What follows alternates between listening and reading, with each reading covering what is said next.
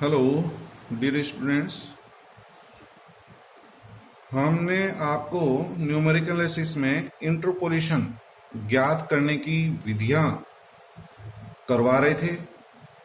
पहले हमने equal interval के लिए बताया था, उसके बाद अनइक्वल इंटरवल के लिए करवा रहे थे, जिसमें से एक फॉर्मूला अपन कर चुके हैं, लैग्रांजेज इंटरपोलेशन फॉर्मूला। आपको ये पता है कि लैग्रांजेज इंटरपोलेशन फॉर्मूला दोनों के लिए काम में ले सकते हैं। आप इक्वल इंटरवल के लिए भी ले सकते हैं और अनइक्वल इंटरवल के लिए भी ले सकते हैं।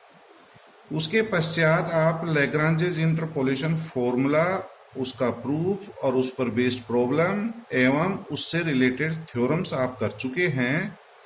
आज हम आपको बहुत ही इंपॉर्टेंट फॉर्मूला करवाने जा रहे हैं और वो फॉर्मूला है Newton divided difference formula for unequal interval. असमान अंतराल के लिए न्यूटन विभाजित अंतर सूत्र आज हम करेंगे। आज के लेक्चर में हम यह फॉर्मूला क्या होता है, न्यूटन डिवाइडेड डिफरेंस फॉर्मूला, और उसका प्रूफ दोनों ही करेंगे। तो आप स्टूडेंट्स इस फॉर्मूले को याद रखें और इस फॉर्मूले का प्रूफ भी आपको करना है। कई बार एग्जाम में इसका प्रूफ भी पूछा गया है और आपसे इसका स्टेटमेंट भी पूछ सकते हैं, state and prove Newton divided difference formula. तो ठीक है, स्टार्ट करते हैं। असमान अंतराल के लिए न्यूटन विभाजित अंतर सूत्र, Newton divided difference formula for unequal interval. y equal to F X, यदि कोई फंक्शन ले लें और x के स्वतंत्र चर x के n+1 मान, ये मान लें x0, x1, x2 up to xn, ये मान असमान अंतराल के हैं, अर्थात समदूरस्थ नहीं हैं। इनके कॉरस्पॉन्डिंग fx के मान क्रमशः fx0, fx1, fx2 up to fxn होंगे। तब न्यूटन विभाजित अंतर सूत्र क्या होता है? तो ये सूत्र निम्न प्रकार से है, fx equal to fx0 plus x minus x0 into first divided difference with respect to argument x0 and x1। ठीक है, हमने क्या लिया है, एक कोई फैक्टर लिया है, कौन सा, x माइनस x0, और first divided difference. First divided difference में आप जानते हैं कि दो आर्गुमेंट होते हैं, दो चर लेते हैं। तो दो चर आप शुरू से लीजिए, x0 और x1। अगले स्टेप में हम दो फैक्टर लेंगे और सेकंड डिवाइडेड डिफरेंस लेंगे। थर्ड स्टेप में तीन फैक्टर लेंगे, थर्ड डिवाइडेड डिफरेंस लेंगे। अगले वाले में चार फैक्टर और फोर्थ डिवाइडेड डिफरेंस आएगा। इस तरह से चलते जाएंगे और लास्ट में n फैक्टर आएंगे और nth डिवाइडेड डिफरेंस आएगा। ठीक है स्टूडेंट्स, तो इसका नेक्स्ट क्या होगा, दो फैक्टर हम कौन से लेंगे, ये वाले लेंगे, x minus x0, x minus x1। ठीक है, और सेकेंड डिवाइडेड डिफरेंस, तो फर्स्ट डिवाइडेड डिफरेंस में हमने कौन से आर्गुमेंट लिए थे, x0, x1, इसमें एक और एक्स्ट्रा ले लेंगे, x2। ठीक है, फिर प्लस, फिर तीन factor, x minus x0, x minus x1, x minus x2 into आपका थर्ड डिवाइडेड डिफरेंस आ जाएगा। तीन फैक्टर है तो थर्ड डिवाइडेड डिफरेंस। तो थर्ड डिवाइडेड डिफरेंस में कितने आर्गुमेंट, कितने चर होंगे, चार होंगे। तो यहां से स्टार्ट करो, चार ले लो, x0, x1, x2 और x3 प्लस। इस तरह से चलते जाएं तो लास्ट में nth डिवाइडेड डिफरेंस आएगा और उसके साथ में हम n फैक्टर लेंगे। तो n फैक्टर क्या होंगे वो देखें। देखिए स्टूडेंट, ये कितने मान थे, n+1 मान थे। यहां तक ये हमारे n मान है, x0 से लेकर के xn-1 तक n मान होते हैं। क्यों, जैसे एक मान ये हो गया, सेकंड ये हो गया, x3 थर्ड हो जाएगा, n-1 ये हो जाएगा और एक मान ये तो टोटल n मान है, इससे हम n फैक्टर क्या लिखेंगे, x minus X zero, x minus X one up to x minus X N minus N one. तो ये हमारे फैक्टर हो गए और nth डिवाइडेड डिफरेंस लेंगे। nth डिवाइडेड डिफरेंस में n प्लस वन आर्गुमेंट लेना है, तो यहां से स्टार्ट करेंगे यहां तक जाएगा x0 x1 up to xn, तो ये n प्लस वन मान है। तो ये हमारा फॉर्मूला होता है। तो फॉर्मूला आप समझ गए होंगे, फॉर्मूले को याद रखना है। अब इसका प्रूफ करवा रहे हैं। प्रूफ बहुत इजी है, इसको ध्यानपूर्वक देखें कैसे सिद्ध करना है। आप फर्स्ट डिवाइडेड डिफरेंस जानते हो कि क्या होता है। फर्स्ट डिवाइडेड डिफरेंस को अपन पहले बता चुके हैं। हम आर्गुमेंट कौन से लेंगे, इसको जो सिद्ध करने वाला पार्ट है इससे देखिए। मैं फर्स्ट डिवाइडेड डिफरेंस ले रहा हूं, लेकिन आर्गुमेंट क्या ले रहा हूं, मेरे को ये लाना है एफ एक्स बराबर F X zero plus X minus X zero, x minus X zero लाना है। तो मैं कौन सा जो है आर्गुमेंट लूंगा, एक तो x लूंगा और एक x0 लूंगा। कौन कौन सा लूंगा, x और x0। इसको मैं डिफाइन कर सकता हूं। तो first divided difference equals to क्या होता है, हमने बताया ये था कि पहला मान छोड़ दिया f(x0), फिर माइनस लास्ट मान छोड़ देते हैं f(x) अपॉन क्या होगा, last minus first, last minus first, ये फॉर्मूला होता है। ठीक है स्टूडेंट, मैं इसको दूसरे रूप में भी लिख सकता हूं। इसमें हम माइनस कॉमन ऊपर ले लें, माइनस नीचे कॉमन ले लें, तो आपका ये आ जाता है F x minus F X zero upon x minus X zero. ठीक है, क्यों, आपका इसमें जो फैक्टर आ रहा है फॉर्मूले में वो x माइनस आ रहा है, तो मैंने इसको x माइनस ही लिखा है। या मैं इस फॉर्मूले को ऐसे समझा सकता हूं कि मैं पहले क्या फर्स्ट मान छोड़ता था, अब मैं लास्ट मान छोड़ दूं, तो ये फॉर्मूला ऐसे भी तो लिख सकते हैं ना, F x minus F X zero upon first minus last. ऊपर कैसे लिखा था, लास्ट माइनस फर्स्ट, इसमें कैसे लिखा है, फर्स्ट माइनस लास्ट। ठीक है स्टूडेंट्स, अब हम क्या करेंगे, इसको हल करेंगे। हल करके एफ एक्स का मान ज्ञात करेंगे। तो आप क्रॉस मल्टीप्लाई करें और इसको हल करके एफ एक्स का मान ज्ञात कर लें।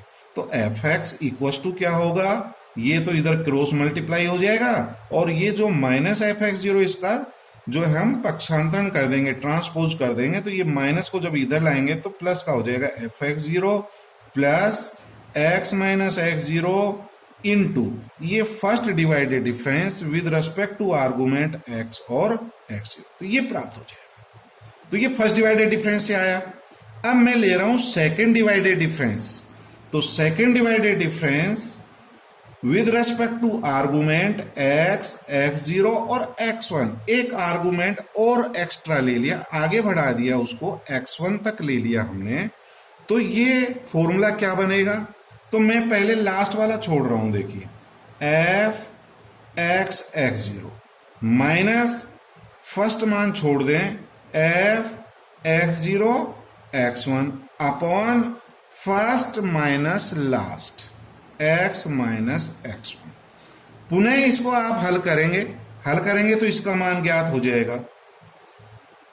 फर्स्ट डिवाइडेड डिफरेंस का मान क्या होगा, एफ, आर्गुमेंट क्या क्या है, एक्स और x0 इक्वल टू, ये आप ट्रांसपोज कर देंगे उधर पक्षांतरण, तो f x0 x1 प्लस ये क्रॉस मल्टीप्लाई होगा x माइनस x1 और ये वाला डिवाइडेड डिफरेंस आ जाएगा, सेकंड डिवाइडेड डिफरेंस। ये हमारी समीकरण नंबर 2। इसी तरह से अब आगे आप थर्ड डिवाइडेड डिफरेंस निकालेंगे। थर्ड डिवाइडेड डिफरेंस इसी तरह से निकालेंगे, तो आप f x x0 x1 और x2 और लेना पड़ेगा। क्या लेना पड़ेगा, x2। तो यहां पर हमारा x1 और बढ़ जाएगा, इधर एक x2 बढ़ जाएगा और करेंगे फर्स्ट माइनस लास्ट, तो x माइनस x2 आ जाएगा।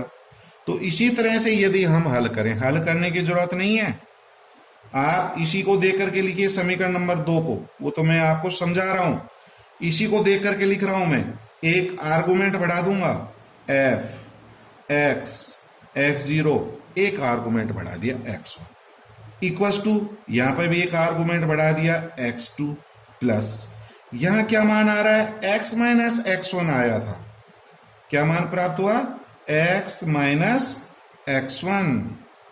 फर्स्ट में क्या आया था, x माइनस x0, दूसरे में क्या आया था, x माइनस x1, मतलब ये जो मान है यहाँ x1 तक आ रहा है ना, तो x माइनस x1।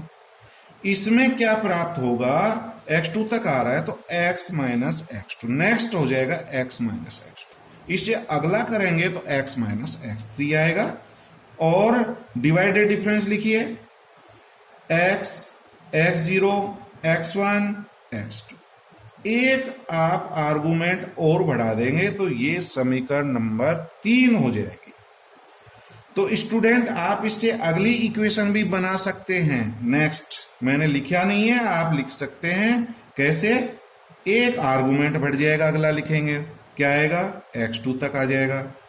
इस वाले में ये वाला तो आएगा ही, इसके साथ में एक x3 आ जाएगा, प्लस x माइनस x3 आ जाएगा, और ये जो डिवाइडेड डिफरेंस, इसमें एक आर्गुमेंट और बढ़ा देना, x3 आ जाएगा, लिख सकते हैं।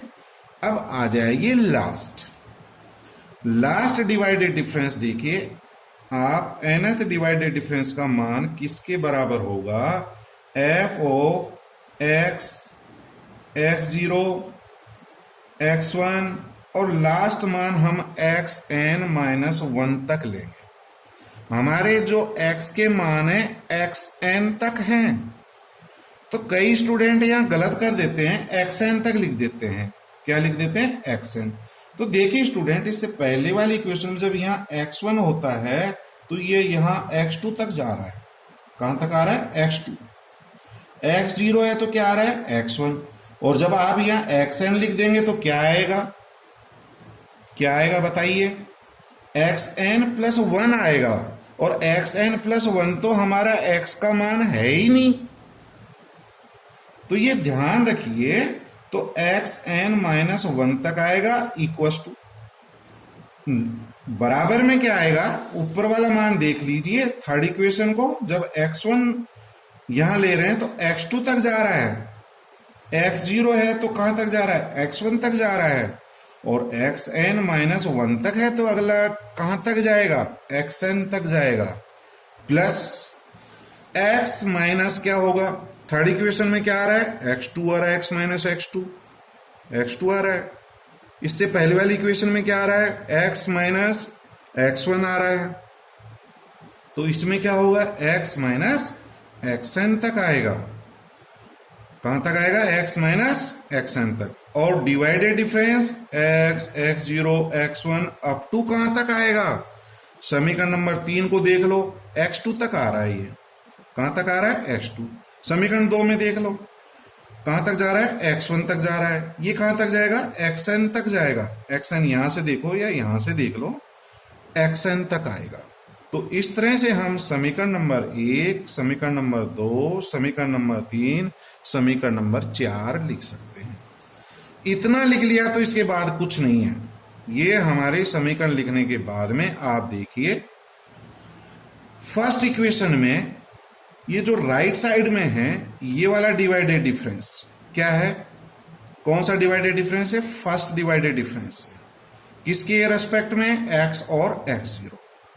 और सेकंड इक्वेशन में लेफ्ट साइड में आ रहा है ये वाला डिवाइडेड डिफरेंस और ये वाला डिवाइडेड डिफरेंस। एक जैसी टर्म है कि नहीं है। आपको क्या करना है, इनके कोफिशिएंट सेम करने हैं आपको। ये वाला डिवाइडेड डिफरेंस और ये वाला डिवाइडेड डिफरेंस लाइक टर्म है, ये एक जैसा पद आ रहा है, इनके गुणांक समान करने हैं। समीकरण 2 में देख लो, ये वाला डिवाइडेड डिफरेंस और ये वाला डिवाइडेड डिफरेंस एक जैसा आ रहा है कि नहीं आ रहा है। ऐसे ही लास्ट वाले में ये वाला डिवाइडेड डिफरेंस और इससे पहले वाला डिवाइडेड डिफरेंस। तो अब इनके गुणांक सेम करेंगे, इनके कोफिशिएंट सेम करना है। तो अब इनके कोफिशिएंट सेम कैसे करेंगे, तो समीकरण 1 को तो हम किसी से मल्टीप्लाई कर नहीं रहे, आप 1 लिख सकते हैं। इसको तो 1 से मल्टीप्लाई किया है। समीकरण नंबर 2 को हम x minus X zero factor से मल्टीप्लाई करेंगे। क्यों करेंगे? इसका जो गुणांक है, इस वाले डिवाइडेड डिफरेंस का जो फैक्टर है, ये जो गुणांक है, ये वाला गुणांक इसका बनाना है। तो समीकरण 2 को हम x माइनस एक्स जीरो से गुणा करेंगे, जिससे ये वाली टर्म और ये वाली टर्म बिल्कुल सेम हो जाए। तो इसका कोफिशिएंट सेम करने के लिए हमने समीकरण नंबर 2 को x माइनस एक्स जीरो से गुणा किया है। अब आ जाओ समीकरण 2 से। समीकरण 2 को जब आप x माइनस एक्स जीरो से गुणा कर देंगे तो ये क्या बन जाएगा? x माइनस एक्स जीरो से मल्टीप्लाई कर रहे हैं, इसलिए x माइनस एक्स जीरो और x माइनस एक्स वन। इसको देखते हुए हम समीकरण 3 को ये वाले कोफिशिएंट सेम करने के लिए x minus X zero x minus X one से गुणा करेंगे, जिससे ये वाला गुणांक और ये गुणांक सेम हो जाए। समझ गया कि नहीं? क्योंकि एक फैक्टर था, एक अपन ने मल्टीप्लाई और कर दिया ना, ये वाला multiplication x minus X zero. तो x माइनस एक्स जीरो और x माइनस एक्स वन से समीकरण 3 को मैं गुणा करूंगा। इसी तरह से अपन चलते जाएंगे। समीकरण इससे अगला यदि आप लिखते तो वो x minus X zero x minus X one और x माइनस एक्स टू से गुणा होगा। तो लास्ट किससे गुणा होगा ये भी देख लो। समीकरण 3 को किससे गुणा किया आपने? x minus X zero x minus X one. मतलब लास्ट जो गुणांक आ रहा है वो x माइनस एक्स वन आ रहा है। समीकरण 2 में कौन सा गुणांक आ रहा है? x माइनस एक्स जीरो आ रहा है। किससे गुणा किया है? x माइनस एक्स जीरो से। तो समीकरण 4 को बताइए किससे गुणा करेंगे? हम x minus X zero x minus X one कहां तक गुणा करेंगे? लास्ट पद x minus X N minus one तक करेंगे। कुछ सिमिलरिटी बनाइए इसमें, जिससे आपको पता हो जाएगा भाई कहां तक मल्टीप्लिकेशन करना है। समीकरण 3 में x माइनस एक्स वन तक गया है, x माइनस एक्स जीरो से स्टार्ट और x माइनस एक्स वन तक, क्योंकि यहां x1 आ रहा है तो x माइनस एक्स वन तक। इसमें x माइनस एक्स जीरो तक, इसमें x minus X N minus one तक करेंगे। x माइनस एक्स जीरो से start, x minus X one up to x minus X N minus one. ठीक है student? तो देखिए समीकरण नंबर 1 को हम 1 से, समीकरण नंबर 2 को हम x माइनस एक्स जीरो से, समीकरण 3 को x minus X zero x minus X one से, और समीकरण 4 को हम x minus X zero x minus X one up to x minus X N minus one तक गुणा करके जोड़ना है। तो जोड़ेंगे तो ये वाली टर्म, क्योंकि ये राइट साइड में ये लेफ्ट साइड में, तो ये वाली तो इससे कट जाएगी, ये वाली टर्म इससे कैंसिल हो जाएगी, ये वाली टर्म इससे अगले से कैंसिल हो जाएगी, और ये वाली टर्म इससे पहले जो इक्वेशन आएगी उससे कैंसिल हो जाएगी। तो लेफ्ट साइड में सभी टर्म कैंसिल हो गई, सिर्फ एक पद ये बचा है एफ एक्स इक्वल टू, ये हमारी कैंसिल होगी। तो ये वाली टर्म आएंगी जो फर्स्ट वाली टर्म है, और एक ये लास्ट, क्योंकि ये कट नहीं हुई है। तो एफ एक्स जीरो किससे गुणा किया है? 1 से। तो एक तो एफ एक्स जीरो प्लस ये वाली टर्म किससे मल्टीप्लिकेशन है? x माइनस एक्स जीरो से गुणा करके लिखूंगा। इसको किससे गुणा करके लिखूंगा? x minus X zero x minus X one से, और इसको मल्टीप्लाई करना है x माइनस एक्स जीरो से लेकर के x minus X N minus one तक, और एक अंतिम पद ये वाला। इन सभी को मल्टीप्लाई करके जोड़ने पर आपको समीकरण नंबर 5 ये प्राप्त हो जाएगी। ठीक है? लास्ट जो पद है आर एन लिखा है, वो आर एन क्या है? ये मल्टीप्लिकेशन है जो लास्ट मल्टीप्लाई कर रहे हैं ना, ये वाला समीकरण 4 का ये वाला जो पद है, इसको मैंने आर एन लिख दिया। ये वाला किससे गुणा है? x माइनस एक्स जीरो से लेकर के x minus X N minus one तक, यहां तक मल्टीप्लाई, और लास्ट को आर एन लिखा है, where R N equal to X minus X zero x minus X one x minus X N minus one into X minus X N, और ये divided difference है। कौन सा डिवाइडेड डिफरेंस है देख लो, ये वाला f, कौन कौन से चार हैं? x, x0, x1, कहां तक? xn तक। xn तक है। डियर स्टूडेंट, मेरे को बताओ देखिए ये कौन सा डिवाइडेड डिफरेंस है? दूसरा है, तीसरा है, n वहां है, n+1 वहां है, n+2 वहां है, कौन सा डिवाइडेड डिफरेंस? तो ये चर गिन करके देखेंगे। कितने चर हैं देखते हैं। n चर तो ये हो गए, n आर्गुमेंट तो ये हो गए 1 2 n तो ये हो गए, और दो ये और हैं x और x0। कितने चर हो गए? n+2 चर हो गए, और n+2 चर हैं तो इसका मतलब ये कौन सा डिवाइडेड डिफरेंस है? n+1 divided difference. कौन सा डिवाइडेड डिफरेंस है? n+1। यदि f(x) n घात का बहुपद हो तो हम जानते हैं कौन से घात का बहुपद? n घात का। यदि n घात का बहुपद है तो f(x) का nवां डिवाइडेड डिफरेंस का मान अचर होगा और n+1 डिवाइडेड डिफरेंस का मान 0 होगा। आपने पहले एक फंडामेंटल थ्योरम पढ़ी थी, fundamental theorem of difference calculus, अंतरकलन की मूलभूत परिमेय पढ़ी थी। तो उसी परिमेय को ध्यान में रखते हुए यहां पर भी हम आपको प्रूव कराएंगे। यदि f(x) n घात का है तो n वां डिवाइडेड डिफरेंस अचर और n+1 डिवाइडेड डिफरेंस 0 होगा। तो ये वाला जो आपका मान है f(x), x0, x1 up to xn, ये कौन सा डिवाइडेड डिफरेंस है? n+1। ये कितने घात का बहुपद है? n घात का। आप इसका ज्यादा से ज्यादा n वां डिवाइडेड डिफरेंस निकाल सकते हैं, और आप ले रहे हैं n+1, तो इसका मान क्या होगा? 0। यहां कारण लिख लो, हम जानते हैं, या क्योंकि f(x) यदि n घात का बहुपद है तो उसका n वां डिवाइडेड डिफरेंस अचर होगा और n+1 डिवाइडेड डिफरेंस जो है वो 0 होगा। ठीक है, क्या बताया है?